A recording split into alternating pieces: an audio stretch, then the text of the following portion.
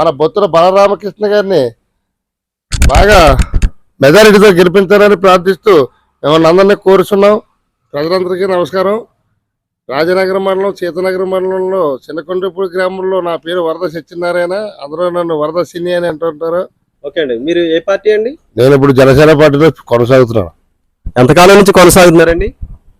గత 5 నెలల బట్టి సాగుతున్నాను. ఓకే అండి, ఇప్పుడు ఎలా ఉందండి జనసేన పార్టీ? మా భారీ మెజారిటీతో గెలిపిద్దామని మేము అందరం కూడా బాగా అభివృద్ధి చెందారని జనం అందరం కూడా, పార్టీ కూడా, మొత్తం రాజనగర ప్రజలందరూ కూడా చాలా బాగా వృద్ధి చేస్తున్నాం. అలాగే కోరికొండ మండలం, రాజనగరం మండలం చాలా బాగుంది. అలాగే సీతనగరం మండలం కూడా బాగా డెవలప్ చేస్తున్నాం. మేము ఇప్పటి వరకు కూడా చాలా బాగుంది. బొత్తుల బలరామకృష్ణ గారిని మా నాయకుడిని మేము ఒక 50,000 మెజారిటీతో గెలిపించాలని కొనసాగుతున్నాం. చాలా బాగుంది. మీరు ఏ కార్యక్రమాలు చేపట్టారండి గ్రామంలో ఇప్పటి వరకు? మీరు మామూలుగా ఓట్లు అడిగితాకి వెళ్తున్నారు కదా, ప్రజల నుంచి స్పందన ఏమొస్తుంది? ప్రజల నుంచి తెలుగుదేశం సోదరులు, మన జనసేన సోదరులు, అలాగే మన కరపు బీజేపీ సోదరులు మేము అందరం కలిసికట్టుగా కూటమి స్నేహంతో కలిసి మంచి భారీ బహిరంగంగా బాగా సాగుతున్నాం. బలరామకృష్ణ గారు ఇప్పటి వరకు చేసిన సేవా కార్యక్రమాలు కొన్ని చెప్పండి. అబ్బో, బలరామకృష్ణ గారు సేవా కార్యక్రమాలు చేయడం అంటే గొప్పగా అన్ని చేస్తున్నారు. మరి ఎక్కడ చూసినా ఆయన ఏదైనా గుడి చూపించామంటే గుడి కడతామని అన్నాడు. ఎక్కడైనా ఏదైనా అభివృద్ధి పొందలేదు అనుకుంటా అక్కడ చూపించుకుంటా అది చేసి పెడతాడు. ఎవరైనా ఆపరేషన్ చేసుకుంటే వాళ్ళకి 10,000, 5,000 కొంత మాలటి నాయకులతో అక్కడ చిన్న చిన్న సహాయాలు చేసి పెట్టమంటాడు. అలాగే చాలా గొప్పగా సాగుతున్నాడు. అంబులెన్స్ ఆయన 3 అంబులెన్స్లు పెట్టారు కదా, అంబులెన్స్లు సీతానగరం మండల ప్రజలకు ఏమైనా ఉపయోగపడుతున్నాయి అంటారు? సీతానగరం మండలం అయితే మొత్తం 3 మండలాలకి 3 అంబులెన్స్ ఇచ్చాడు. ఇయ్యాలకు కూడా ఆ అంబులెన్స్లు సేవ సిట్టుకుమెంట్ చాలు, కోరు కొడితే చాలు వచ్చి వాళ్ళకే బాగా అభివృద్ధి చేసేదే వాళ్ళని హాస్పిటల్ తీసుకెళ్తుంది. మళ్ళీ కావాలంటే రామంటే మళ్ళీ వెనక్కి కూడా తీసుకొచ్చి ఇంటికి పెడుతుంది. పేద ప్రజలకి బాగా ఉపయోగపడుతున్నాయి అంబులెన్స్లు ఇప్పుడు ముఖ్యంగా ఉన్నాయి.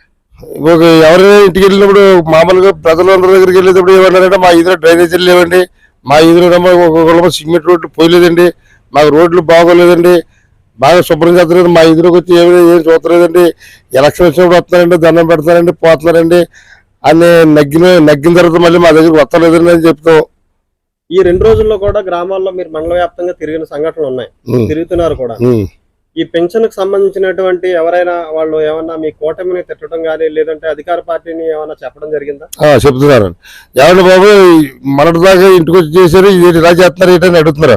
ఇప్పుడు గవర్నమెంట్ లో ఉన్నటువంటి వ్యక్తులు వాళ్ళు ప్రతి పంచాయతీలోని 18 మంది మనుషులు సిబ్బంది పెట్టారు. అంతేకాకుండా పంచాయతీలో ఉన్నటువంటి వ్యక్తులు పారిశుభ్రం చేసేవాళ్ళు 10 నుంచి 12 మంది వరకు కూడా వీళ్ళు ఉన్నారు, వాళ్ళు ఉన్నారు. మొత్తం అక్కడ 25 మంది సిబ్బంది ఉన్నప్పటికీ ఏ ఒక్కడు కూడా వాళ్ళని ఇంటికి వెళ్ళి డబ్బులు ఇవ్వడం మానేసేసి బ్యాంకుల్లోనే లేకపోతే ఇలాగనే చేస్తున్నారు. ఇవాళ ముసలోళ్ళు మొక్కోళ్ళు ఉన్నారంటే వాళ్ళందరూ కూడా ఏం చేస్తున్నారంటే పాపం వడగాల్పులకి సేవ దారుణంగా దెబ్బతిని బాధపడుతున్నారు. ఆ బాధ అంతా కూడా ఎవరి మీద చింటేస్తున్నారంటే ఈవేళ కూటమి వాళ్ళు చేశారంటారు. గవర్నమెంట్ లో వీళ్ళు ఉన్నారు, వాళ్ళ ఎక్కువ వరకు కూడా ఇది స్వరసాగితే వీళ్ళు గౌరవంగా ఉంటుంది. ఈవేళ వాళ్ళ మీద తప్పుడు ప్రసారం రుద్ది వీళ్ళు ఇలా చేస్తున్నారు. ఇవాళ రోజుకి 20 మంది 15 మంది చచ్చిపోతున్నారని వార్తల్లో అందరూ చెప్తున్నారు. అది ఎందుకు? ఇప్పుడు పంచాయతీలో ఇవ్వరా, లేదు ఇంటికి తెచ్చి ఇవ్వరా, లేదు ఏం చేయాలంటే పంచాయతీలో ఉన్నటువంటి వ్యక్తులు ఉన్నారు కదా వాళ్ళ చేత పంపి పూర్వం ఈ జనసేన ఈ వైఎస్ఆర్ పార్టీ ప్రభుత్వం లేనప్పుడు ఏం జరిగిందంటే చంద్రబాబు నాయుడు ప్రభుత్వంలో ఆ పంచాయతీలో ఉన్నటువంటి గుమత్వం ద్వారా ఇల్లు ముసలి కూడా ఇవ్వడం జరిగింది. ఇప్పుడు దాదాపు తెలుగుదేశం ప్రభుత్వం అప్పుడు చేసినప్పుడు ఎంతమందికి ఇచ్చేవారు? ఇచ్చేవారు ఆ పెన్షన్? అది కూడా ఒక 1వ తారీఖు నుంచి 10వ తారీఖు వరకు వాళ్ళ ఖాళీని బట్టి ఇంటికి తెచ్చి ఇచ్చేవారు. ఈరోజు ఖాళీ వాళ్ళు ఎవరైనా ఉంటే పంచాయతీలోకి వెళ్తే వాళ్ళు ఏరుముద్ర వేసుకుని డబ్బులు ఇచ్చేసుకునేవారు. ఆ దిశగా ప్రభుత్వం ఇప్పుడు పనిచేయట్లేదని అని చెప్తారు మీరు. ఆ దిశగా ఇప్పుడు ఇది ప్రతి 1వ తారీఖున కూడా వీళ్ళు ఇంటింటికి తెచ్చి అలవాటు చేసుకుని మొదలెట్టారు. అలా మొదలెట్టిన వాళ్ళు ఇప్పటి వరకు ఏం జరిగిందంటే అదే అలవాటు పడిపోయారు జనం. అలవాటు పడిపోయి ఇప్పుడు వేళ ఏమన్నారంటే మనకి జగన్ ఇంటికి తెచ్చి ఇచ్చేవాడు అన్నట్టుగా ఉంది. ఈ జగన్ ఇలా చేస్తే జనాల్ని ఏడిపించడానికి ప్రయత్నం చేస్తారని చెప్తున్నారు జనాలకి. వాలంటీర్ల స్థానంలో ఎవరినైనా అధికారులు పెట్టి చేసి ఉంటే బాగుండేదని మరి అవును శవునండి. వాలంటీర్ సిబ్బంది వల్ల పక్కన పెట్టండి. ఇప్పుడు పంచాయతీలు 10 పంచాయతీలని ఒక 20 మందిని పెట్టాడు. ఆ 20 మంది ఏం చేస్తారా? 1 రోజు 3 రోజులు ఈ ఈ పింఛన్ తీసుకొని తిరగచ్చు కదా వాళ్ళు. ప్రభుత్వం తలుచుకుంటే ఈ పని అంత మాత్రం కాదంటారు. ప్రభుత్వం తెచ్చుకోవాలండి, పంచాయతీ తెచ్చుకుంటే కాదు. ఈ లోపల ఈ ప్రజలకు అవసరం ఎందుకు? బొమ్మాటికి ఇది ముసలి వాళ్ళని వృద్ధాపుల్ని ఇబ్బంది పెట్టడమే. ఇబ్బంది అధికార పార్టీ ఇబ్బంది పెట్టడం ఇది. ఇప్పుడు వీళ్ళ గవర్నమెంట్ రారు కదా, చంద్రబాబు నాయుడు ఏం చేయడు, ఇలా ఇబ్బంది పెట్టినా లేదు. ఈ లోపల వీళ్ళు యథాప్రాయంగా వీళ్ళు పరిహారం చేసి పెట్టాలి. అలా చేయటం మనకి 2 నెలలు బట్టి మన నెలమ్మ పంచాయతీలు ఇచ్చారు, ఈ నెల అయితే అకౌంట్లో వేశారు. ఆ బ్యాంకులు అంటే కూడా ఉండిపోకుండా జనం చాలా అవసరం పడుతున్నారు. ఇంకా పూర్తి స్థాయిలో ప్రజలకి పెన్షన్లు అందలేదు. అవును, అందలేదండి. కొంతమంది వీళ్ళు చూస్తున్నారు, మీ అకౌంట్లో పడిందో మీరు చూసుకోండి అంటారు.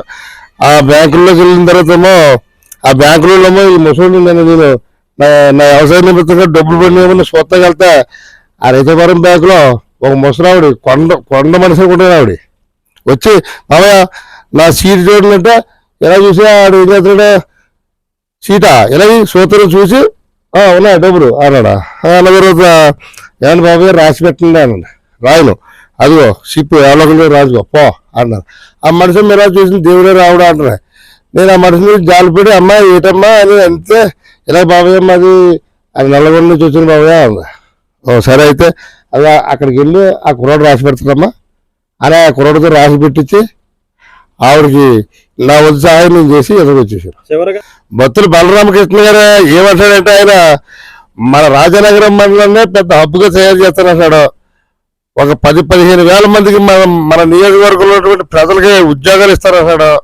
ఏంటి మన నియోజకవర్గంలో ఉన్నటువంటి జనాల్ని హైదరాబాదు లేకపోతే ఎక్కడికెక్కడికి పోయి ఉద్యోగాలు చేసుకున్నారు కదా, వాళ్ళందరికీ కూడా మన రాజనగరంలోనే మంచి మంచి కంపెనీలు తీసుకొచ్చి ఆ కంపెనీల ద్వారా ఇక్కడ ఉన్నటువంటి మన నియోజకవర్గంలో ఉన్నటువంటి ప్రజల పిల్లలకి ఉద్యోగాలు ఇస్తారు అని భరోసా ఇస్తున్నాడు.